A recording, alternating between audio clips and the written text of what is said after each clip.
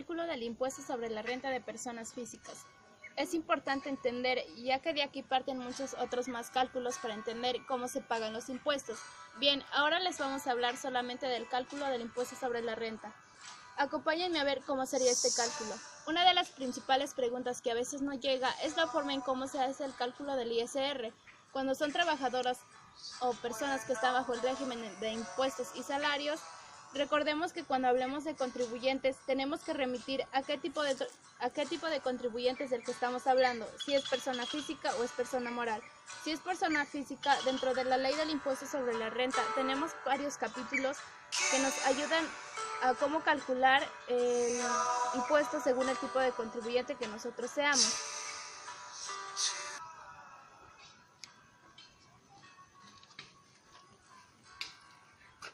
Si nosotros somos personas físicas que recibimos ingresos, ya sea por nuestro trabajo o por nuestro empleo, es importante que nos ubiquemos dentro de la ley del impuesto sobre la renta. Es importante que también entiendan que esta ley puede ir cambiando según los años.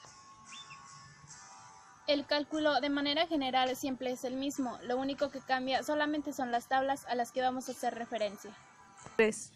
Dentro de la ley del ICR tenemos que todo lo referente a lo que es el cálculo de personas físicas con sueldos y salarios viene en el capítulo 4 de la ley sobre el impuesto sobre la renta. Vamos a encontrar una serie de capítulos donde vamos a estar viendo cada uno de los contribuyentes. Ya entendiendo esta parte, es muy importante que nosotros entendamos que existe una tabla del ICR para calcular el impuesto sobre la renta correspondiente.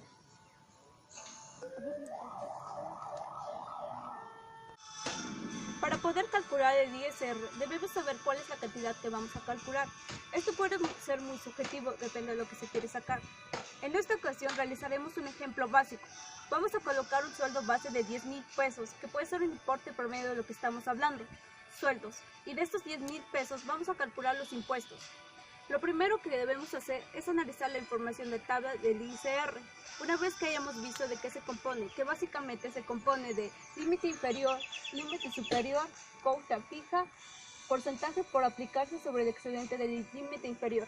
Esta tabla nos sirve para calcular el ISR. Para poder calcular el ISR, tomaremos en cuenta como ejemplo 10,000 pesos en un sueldo promedio. Bien, lo primero que se tiene que hacer es ubicar el sueldo mensual o el ingreso total dentro del rango del límite inferior y límite superior de la tabla. Bien, encontramos que 10,000 pesos se encuentra en la quinta celda. Bien, el siguiente paso es restar el límite inferior correspondiente al ingreso total. Este resultado se le conoce como base. A los 10,000 pesos le restaremos los 8.629.21. A este resultado nos da de 1.370.79. A este se le conoce como base.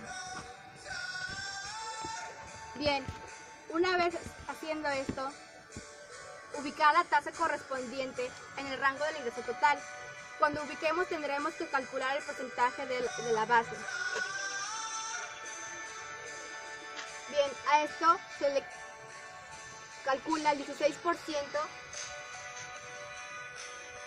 que se le conoce también como tasa. A este resultado nos da como 219.32. Que nos da el resultado. Finalmente, a este resultado debemos sumarle la cuota fija que se encuentra en la tercera columna de la tabla.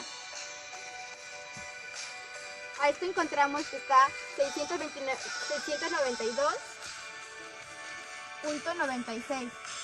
A esto se le conoce como cuota fija.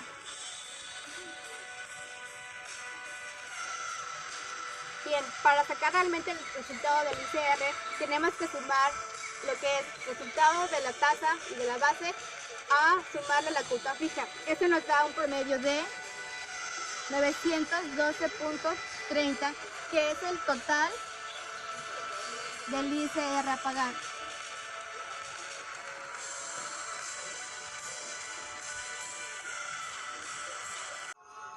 Este importe que tenemos ahora lo debemos de multiplicar por la tasa.